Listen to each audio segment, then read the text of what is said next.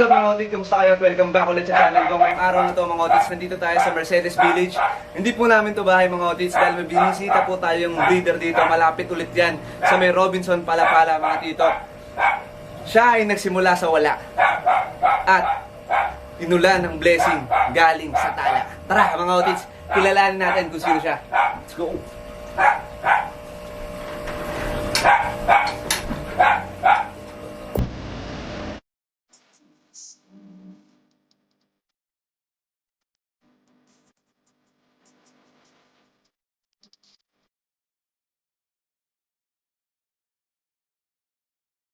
Hello mga ka-Otits, ako nga pala si Ward Benitez.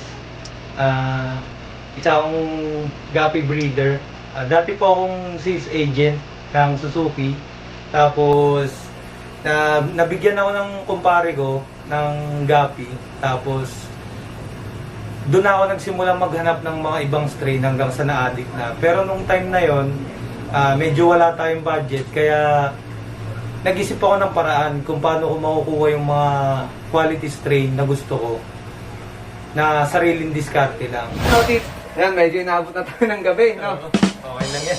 Pero ano nga, ito Otis kasi nakwento mo kanina sa amin na meron ka ng fish shop. Oo, meron na po. Fish shop kasi lahat ng makikita doon ay lahat ng makikita ng isda doon is breed na natin. na puro isda lang talaga, no? Puro isda. Fish shop lang talaga siya. Tapos yung ang goal kasi namin doon sa shop na yon, hindi na kami kukuha ng supply sa iba. Lahat ng i-display namin isda galing dito sa amin. So, etong breeding area mo, so dun yung fish shop mo, dito yung breeding area mo, may tuturing na natin tong farm eh. Kasi ikaw na yung magsusupply sa sarili mong pet shop, ikaw na yung nagpo-produce nun. Yun yung isang goal ko talaga. Pero yun, Otit, paano ba yung nagiging sistema mo dito sa farm mo? Bali ako sa una-una sa Guppy. Ang breeding ko kasi, pag alam kong malapit na mag-drop, nilalagay ko na dito. Pag mga 1 week before siya manganak, nagsiset up ako nito, stock water, tapos live plants, nilalagay ko dyan yung female.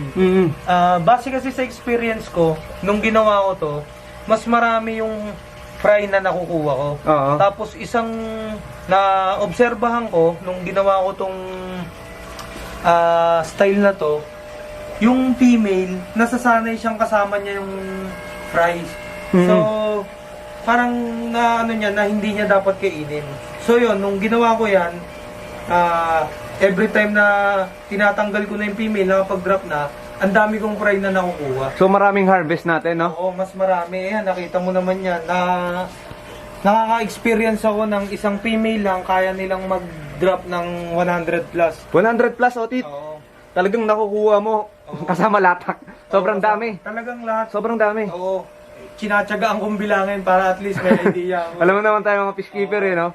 Talagang nabibilang natin lahat ng fry. Oo, Tapos sunod na step, Otit.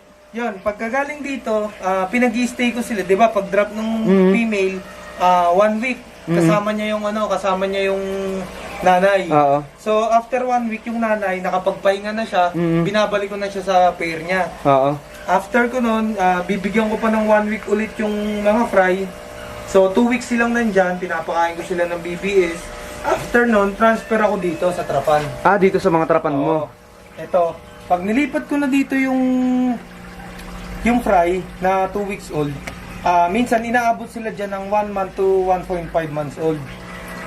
Pag umidad sila ng 1.5 months, ginigender ko na. Ginigender mo sila, Otit. Tapos, iniiwan ko yung female. So yung mga male naman, nilalagay ko na dun sa 10 gallon tank. O para at least na monitor ko, nakakapag-select ako, nakapagkaling din ako at the same time. tsaka mas mabilis lalaki, no? Kapag nahiwalay natin, no, Mas Otit, no? mabilis kasi sa experience ko, ang female kasi, mas malakas sila kumain sa male. Kumbaga si male, parang nagsisimula na silang gusto na nilang mag-breed. So ang ginagawa nila, pinapaubaya nila yung pagkain sa mga female para sila makapag-focus sa pag-breed. So yun yung na-obserbahan ko, kaya ginawa ko sa stage na yon na 1 month to 1.5 months old, binubuod ko na yung male and female. Nagsimula po mag-breed ng Guppy sa trapan lang. Tapos may mga nakagusto nung gawa ko ng trapan, may mga bumili. Yun yung ginamit kong pang-upgrade. So, habang dumadami, yung mga isda na nabibreed ko, sinaswap ko sa mga needs ng pagbibreed. Sinwap ko sa tanks, mga pagkain nila, halos lahat. So, yun, habang tumatagal po, padami na ng padami, hanggang nakukuha ko na yung mga strain na gusto ko. Hanggang sa nag-pandemic, nag-resign na ako sa trabaho dahil yung misis ko may trabaho din. Ako yung nag-alaga sa anak namin. At the same time, tinuloy ko yung pag-aalaga ng isda. Hanggang sa dumami ng dumami, nakukuha ko na yung mga gusto ko, nakakapag-upgrade ako ng tank. More on swap-swap lang. Hindi ako naglalabas ng pera na galing sa sariling pera ko para ipangbili ng isda. Ang ginagawa ko lang is nag-upgrade ako ng pinagbenta ng isda or sinaswap ko sa mga needs nila. Yun, parang dahil doon, natutukan ko yung pag-aalaga sa anak ko. At the same time, nag-enjoy ako sa ginagawa ko. Tapos, kumikita pa. Yun, pag nakuha ko na yung size na gusto ko sa male, nandun na yung magsiselect ka na ng pwede mong i-groom, pwedeng mong maging future breeder. Tapos, matatanggal mo na rin yung mga kal. So, maliles din yung pakainin mo. Kasi mababawasan na sila sa ano. Makakapag-focus yung mga male sa paglaki nila. Pero ito, tita, bago tayo pumasok doon sa loob. So, nandito pala yung mga fry natin, no? Oo, bali dito nag-start. Tapos, from Wilkins to Trapan, tapos papunta sa tank. Tapos, eto, tit, ano yung mga isdang nandito naman? Bago tayo pumasok sa loob. Bali ito yung isa sa mga strain na malaking tulong sa akin kasi marami nagkagusto dito. Ito, albino half black pastel ribbon. Oo, ito. Yan, isa yan sa mga marami kong breed before. Ito ngayon medyo konti na lang. Konti na lang sila. Maraming kumukuha, maraming nagkakagusto. Marami talagang may gusto sa ribbon, Otit, no? Oo, tits. Tapos, ito naman, isa sa pinakamasakit sa ulo na strain na hawak ko, bluegrass. Ito naman, Otis, every batch nito, swerte ka na makakuha ka ng 2 o 3 na male na matino. Tapos ang BBS, Otit, Ang BBS nito, nakaubos ko na ng isang lata. oo, Wala pa din. oo, Otis, naka-experience ako dito, 100 pieces na male. Ang matino lang, isa o, ano yata, siguro 3. Yung masasabi ko na pasok sa standard ko. Pero sa iba, hindi ko masasabi na siya na yung show grade talaga. Pasok ako, Otis. Nandito yung mga grow out natin, tsaka yung mga selection natin. Sabi ko sa inyo mga Otits, hindi natin to bahay. Nauna lang tayo sa loob kanina nung intro. Oh, nagbebeta ka rin, Otit. Oo, Otis. Ito yung mga beta ko na kinukondisyon ko for breeding para sa shop. Sariling isda na rin namin, pati beta. May mga fry na ako niyan, Otis. Ito, madami din yan. Tapos ito, Otis, meron din ako ditong mga beta fry. Yan, dyan. Mga ano na to, Otit, ilang days na tong mga to? Etong nandito, Otis, ano na to mga 10 days old na yata to eh. Tapos ito, 7.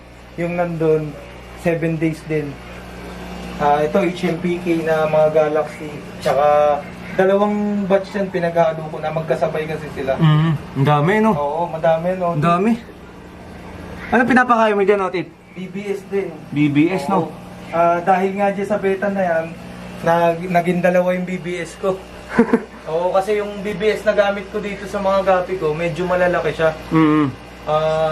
Tapos, hindi siya kayang kainin ng beta price. So, Yun nata yung Tibet, Tibet. Oo, Tibet, tsaka buhay ba yun? Basta yung 2 klase ng Tapos yun, nagpalit ako, bumili ako ng para sa beta. Yung buhay naman, no? Oo, para kaya nilang kainin. So far yun, ilang days na sila, nakita ko naman kumakain yung iba.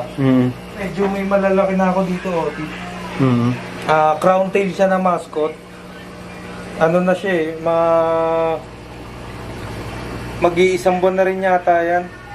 Yan, medyo in-start ko na siyang pakainin ng tubig.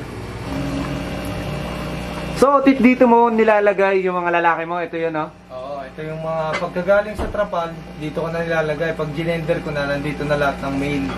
So, ano yung mga ano natin dito, Otit? Gapi? Ito, half black red rose tail. Tapos ito naman, albino snake skin red tail. AFR Ito, kanina marami to eh. May mga bumili kasi. Ito, Singa Blue. Ito, hindi ko pa siya na-gender kasi weeks old pa lang din to. Wala na kasing bakante dun sa ano eh. Sobrang dami ng ano. Oo. Wala ng paglagyan. Ito, i-gender ko pa yan. Tapos ito, EBM ribbon, tsaka ribbon jeans. Ito yung mga males. Tapos dito naman, ito ganun din, hindi ko pa na-gender. Albino half black pastel ribbon. Ayan, tapos ito, red lace ribbon. Ito. Yan, red lace ribbon yan. Tulog na sila mga kautit. Tulog na. Alas 12 na kasi ng madaling araw. Tapos ito, bluegrass. Tulog na rin. Tulog na rin. Oo, yan, bluegrass yan. Pero ito mukhang gutom na gutom pa. Ito naman, half black blue ribbon. Parang lahat dito, otit ribbon ah. Oo, Tit, medyo mahilig tayo sa ribbon eh. Kaya, kung tutusin niya, gusto ko sana lahat ng hawak kong strain ribbon. Oo. Kumbaga, willing naman sila makipagpalitan ng palitan ng strain para mag-outcross tayo or makagawa ng ibang ano. Tapos, yung mga katulad ng strain na, ito, example ko to, albino half black pastel siya. So, ribbon yan nung nakuha ko. Tapos meron akong HB pastel na hindi ribbon. So, kinross ko sa kanya. Ngayon, yung HB pastel ko, may ribbon na rin. Ayun, so far naman, na kumbaga naisalin ko dun sa black eye na HB pastel, nagkaroon ako ng ribbon. Ribbon. Oo, Panibagong kumbaga, ribbon. Dalawang ribbon na yung ano ko. Yung hawak mo. Oo, yun yung ginawa ko na ano. Ayan mo, Tit. Ito, albino. Red lace na ribbon. Grabe. Yan, medyo fine pattern na rin siya, mapipino na rin. Tapos, ito, naglabas na rin siya ng albino na red lace ribbon. So, kumuha ako ng ibang albino red lace, kinross ko, yun, hanggang sa meron na rin tayong mga Albino naman na ribbon. Ribbon na rin, may ribbon, non-ribbon tsaka ribbon na albino red lace. Yun yung mga ano. Tapos ito, EBM na ribbon. Grabe, Ito, puro ribbon. Female naman to, mga female. Tapos ito naman, red lace na ribbon. Yan, yung mga female niya. Ito, Tits, yung sinasabi ko sa'yo na HB pastel na nagkaroon na rin siya ng ribbon. Meron diyang isang may ribbon din dyan. Oo, meron nga. So, yan. Naubos na yung female. Maraming kumuha eh. Albino Yellow King Cobra. Ito, pinaparami pa natin. Tapos ito, Tits, male na Singa. So, dumaan na siya sa first calling. Mga ilang weeks pa, magkakaling ulit ako para mag-select ng breeding match or kung merong pwedeng i-groom. Kung mayroong pwedeng mailaban sa show. Oo, yun. Tapos Tapos yung notit pala, mabanggit ko lang din medyo, kumbaga, matagal-tagal na rin tayo sa breeding. Oo. Sumusubok din akong gumawa ng mga strain. Oo, meron ako dito, Otis, pakita ko lang sa'yo ito.